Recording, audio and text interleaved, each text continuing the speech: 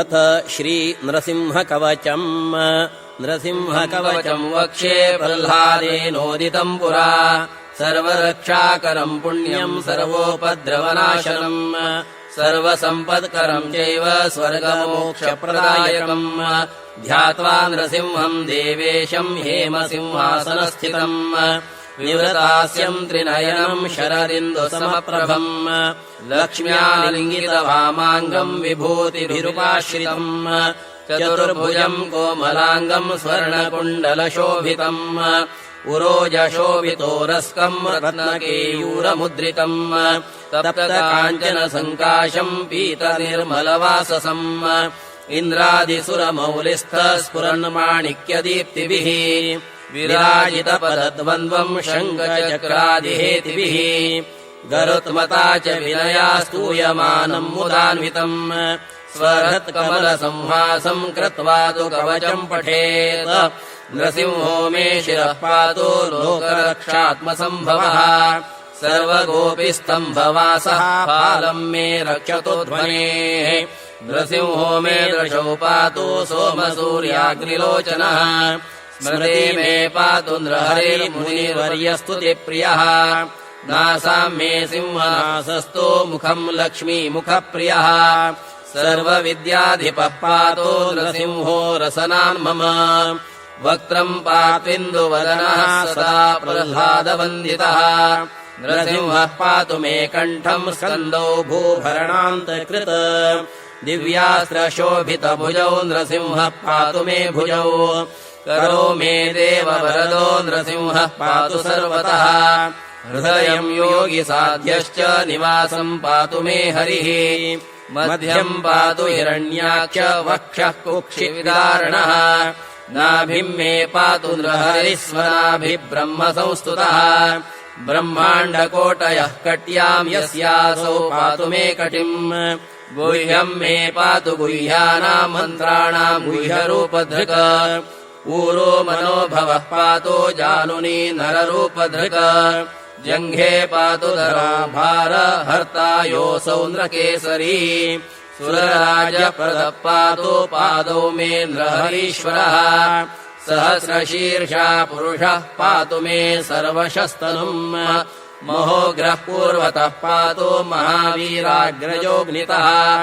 महाविष्णुर्दक्षिणे तु महाज्वालस्तु निर्हतौ पश्चिमे पातु सर्वेशो दिशि मे सर्वतोमुखः नृसिंहः पातु वायव्याम् सौम्याम् भूषणविग्रहः ईशान्याम् पातु भद्रो मे सर्वमङ्गलदायकः संसारभयदः पातु मृत्योर्मृत्युर्नकेसरी इदम् नृसिंहकवचम् प्रह्लादमुखमण्डितम् भक्तिमान्यः पठे नित्यम् सर्वपापैः प्रमुच्यते पुत्रवान् धनवान् लोके दीर्घायुरुपजायते यम् कामयते कामम् तम् प्राप्नोत्यसंशयम् सर्वत्र जयमाप्नोति सर्वत्र विजयी भवेत् भूम्यन्तरिक्षदिव्यानाम् ग्रहाणाम् विनिवारणम् वृश्चिकोरगसम्भूतम् विशापहरणम् परम् ब्रह्मराक्षसयक्षाणाम् दुरोत्सारणकारणम् भूर्जे वा तालपत्रे वा कवचम् लिखितम् शुभम् करमूले धृतम् येन सिद्धेयुः कर्मसिद्धयः देवासुरमनुष्येषु स्वम् स्वमेव जयम् लभेत् एकसन्ध्यम् त्रिसन्ध्यम् वा यः पठेन्नियतो नरः